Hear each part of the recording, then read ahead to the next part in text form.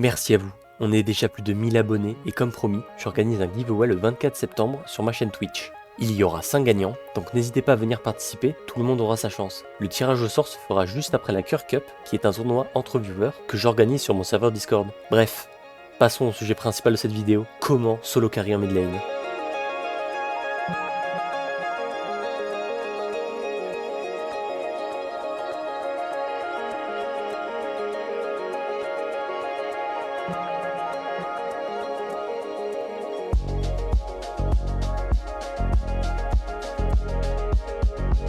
Pour ceux qui ne le savent pas, j'ai déjà sorti une vidéo sur les bases de la mid lane, donc n'hésitez pas à aller la voir avant de regarder celle-ci, car il pourrait vous manquer quelques notions. Pour ma part, je viens de déménager au Canada, ce qui semble totalement anodin pour vous, mais j'ai donc dû changer de serveur et par la même occasion transférer mon compte LoL des serveurs européens directement vers les serveurs NA, donc nord-américains. Quand vous faites ça, vous perdez votre rang, et c'est comme un nouveau départ en ranked, mais vous gardez une partie de votre MMR. Ancien master, j'ai donc commencé au rang Emerald 4. J'ai été bloqué à ce rang pendant mes 30 premières games. Pour être honnête avec vous, j'étais à 30% de win rate sur 30 games, ce qui est extrêmement bas, surtout que je ne suis pas du tout à mon elo. Cependant, je perdais mes games en jouant jungle. J'ai donc fait un choix, qui n'est pas le meilleur, mais qui a été celui de jouer mid lane, histoire de penser à autre chose et de jouer avec d'autres champions que je ne peux pas jouer en jungle. Cette vidéo vous donnera donc mon ressenti et ce que j'ai expérimenté en mid lane, tout en allant en profondeur sur comment carry en mid lane. Je tenais d'ailleurs vraiment à m'excuser pour mon inactivité ces derniers mois. J'ai eu un petit coup de mou et j'ai dû déménager au Canada, mais je vais revenir en force en espérant vous combler avec du contenu de qualité.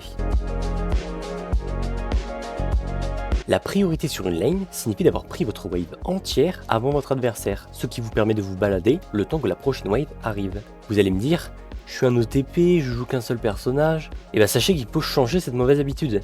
Certes, vous serez sûrement incollable sur votre champion, mais ça ne vous aidera clairement pas à vous améliorer. Il va donc falloir sortir de sa zone de confort et tester de nouvelles choses. Mon exemple personnel aura été Tryndamere. Ce champion, joué en mid lane, est extrêmement fort.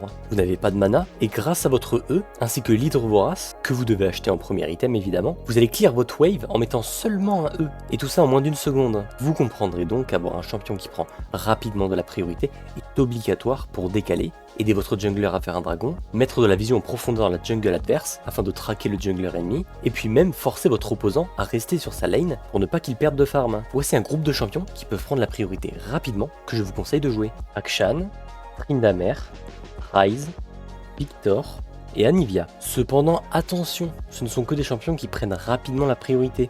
Ils peuvent quand même être compliqués à jouer et à mettre en place, ce qui vous demandera donc plusieurs games avant de pouvoir bien le jouer. Et par la même occasion, comprendre comment le personnage fonctionne.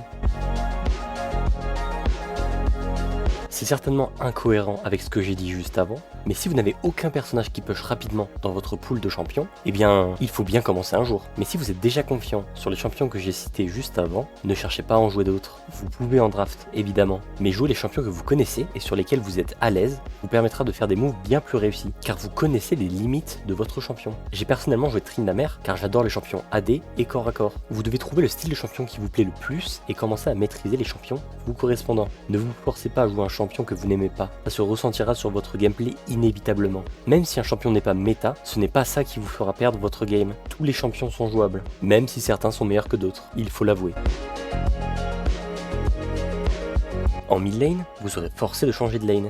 Vous ne resterez pas mid pendant 30 minutes. Il faudra vous rendre bot lane la plupart du temps et rarement en top lane. Mais vous allez me dire, quand est-ce que je dois décaler? Eh bien, j'y viens. Tout d'abord, lorsque vous prenez la première tour en mid lane, il serait bien de demander à votre bot lane d'aller mid et vous d'aller casser la tourelle bot. Je prends cet exemple sur mon gameplay de Tryndamere, car ce champion est fait pour détruire des tours. Il y a aussi un second cas. Si votre bot lane prend la tour en premier, elle risque d'elle-même se rendre mid pour prendre une seconde tourelle. Si ce n'est pas le cas, essayez de communiquer avec eux pour les laisser snowball. Car oui, si vous prenez une tourelle en premier sur votre lane, vous êtes forcément en avance par rapport à votre vis-à-vis. Et pour bien vous faire snowball, rien de mieux que d'aller prendre une seconde tourelle sur une autre lane. Et oui, la téléportation est quasiment vitale si vous souhaitez aller en side lane. Certes, elle ne vous permettra pas de gagner votre lane comme un Ignite, même si la téléportation peut quand même vous être très utile, mais par contre, elle vous permettra de faire des moves clutch en mid-late game, quand le Nashor sera en vie. Et oui, si vous comptez prendre les waves bot lane pendant que le Nashor est en vie, vous devez avoir une téléportation. Si vous n'en avez pas, il est strictement interdit d'aller bot, car l'équipe adverse pourrait commencer le Nashor directement, et vos alliés se retrouveront en 4v5 avec un gros désavantage. Cependant, si vous avez une téléportation, vous pourrez prendre surprendre les waves bots, puis téléporter quand vous sentez que c'est le bon moment, ce qui fera perdre des waves à l'équipe adverse et pourra surprendre vos adversaires. L'ignite n'est pas à ignorer cependant. Si vous êtes serein en phase de lane et que vous pensez pouvoir tuer votre vis-à-vis, prenez l'ignite. Ça vous permettra de gagner des golds en tuant votre adversaire. Et ces golds vous seront fort utiles pour carry la game. Mais si vous prenez un ignite et que vous ne tuez pas votre adversaire en lane, ce sera plutôt cocasse comme situation, car vous ne pourrez plus vous rendre en side lane sur les timings Nashor, vu que vous n'avez pas de TP. Le choix le plus safe reste de jouer téléportation, car ça ne vous mettra pas la pression de devoir tuer votre adversaire pendant la phase de lane. Il y a d'ailleurs certains personnages comme Akali et Camille qui jouent avec téléportation et ignite. Vous me direz pourquoi? C'est simple. Ces personnages ont déjà tellement de mobilité dans leur kit de sort qu'ils n'ont même pas besoin de flash. Après, ce sont quand même deux champions qui sont hors catégorie. Ça semble évident, mais sans les bonnes runes et les bons items, vous partirez avec des bâtons dans les roues. Il est compliqué de bien choisir ces items sur certains personnages, surtout qu'il faut les adapter en fonction des champions en face de vous. Il ne suffit pas simplement de faire le même stuff en boucle encore et encore à toutes les games. Mais pour les runes, c'est souvent les mêmes. Donc une fois les bonnes runes entre vos mains, il n'y a plus trop besoin de réfléchir, si ce n'est de changer les petites runes d'armure ou de résistance magique. Pour faire tout ça, je vous conseille le site u.gg, qui est le site que j'utilise personnellement. Il vous proposera des runes, les meilleurs items à acheter sur votre champion, mais il vous permettra aussi d'avoir un timer sur les monstres de la jungle. Certes, vous n'êtes pas le jungler, mais ça peut quand même vous servir. Vous aurez aussi les stats de votre profil, ainsi que les tier list en fonction du patch note. Il est aussi important de rester à jour sur les patch notes, car si votre champion reçoit des modifications, il se peut que les items ou les runes que vous utilisiez avant ne soient plus à jour. Cependant, ce type de site n'a pas la science infuse. Si vous préférez jouer une autre rune que celle conseillée, libre à vous. Tout dépend de votre gameplay, votre manière de jouer, et de vous exprimer sur la faille tout simplement. Par exemple, personnellement, sur Viego, je ne joue pas Conqueror comme il est recommandé, mais je joue attaque soutenue, car selon moi, c'est bien mieux. Mais ce n'est que mon avis personnel, et ça ne dépend que de mon gameplay, car j'adore jouer de manière agressive en début de game. Il est important de se remettre en question et de se concentrer sur ses propres erreurs plutôt que sur celles de vos alliés. Regardez les replays de vos parties et reconnaître vos erreurs pour ne pas les commettre de nouveau est très important. Cependant, ça demande de la remise en question. Certaines personnes ne voient pas leurs erreurs car elles ne se remettent pas en question.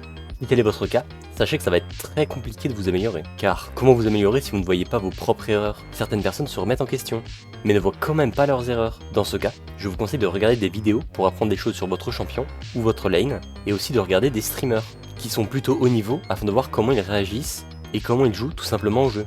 Le but de vos games doit être de vous améliorer, pas de gagner. Gagner une game, c'est bien, devenir meilleur pour en gagner bien plus, c'est mieux.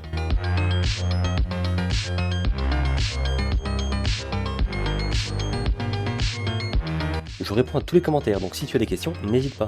Vous l'aurez compris, prendre la priorité et casser les tourelles est très important pour carry vos games. Les golds sont la principale ressource qui vous permettra de carry. Je ne vais pas dire à vos stylos, c'est l'heure de la dictée, mais plutôt à vos claviers, c'est l'heure de gagner des LP. Des bisous!